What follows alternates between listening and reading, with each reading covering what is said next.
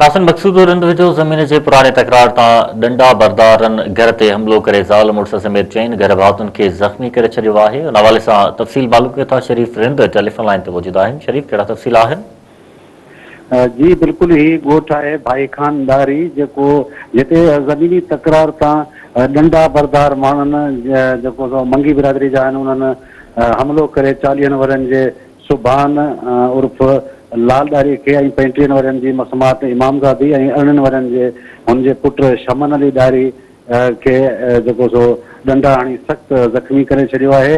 जॾहिं त 35 वरनि जो अयाज़ मंगी ऐं 58 वरनि जो सावल मंगी ऐं 20 वरनि जो आफ्ताब मंगी पिणु ज़ख़्मी थी पिया आहिनि।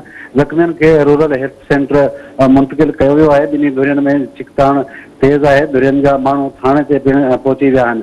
ऐं मां तव्हांखे इहो बि ॿुधाईंदो हलां त जेके इहे ॿई धुरियूं आहिनि इन्हनि जा 2 खां 3 जेके फ़ैसिला थिया आहिनि जेके मञल आहिनि। सरदार मोहम्मद खान जुड़ेजो आहे, पीरबख्श जुड़ेजो आहे, उन्हनि फ़ैसिला थिया आहिनि जेके ॾाढ़ी बिरादरी जे हक़ में फ़ैसिला विया आहिनि। जंहिंखां पोइ ॾाढ़ी बिरादरी जो हिकिड़ो घर ऐं जेको पूरो ॻोठ आहे मंगी बिरादरी जो उन्हनि अॼु सुबुह जो जेको हमिलो करे ऐं उते तव्हां फुटेज में बि ॾिसी सघो था त उन्हनि रतो रत करे छॾियो आहे उन्हनि खे। ऐं ॿिन्ही धुरियुनि कानून नाफ़िज़ कंदड़ इदारनि खां मुतालबो कयो आहे त मामले जी शफ़ाफ़ जांच कराए इंसाफ़ कयो वञे।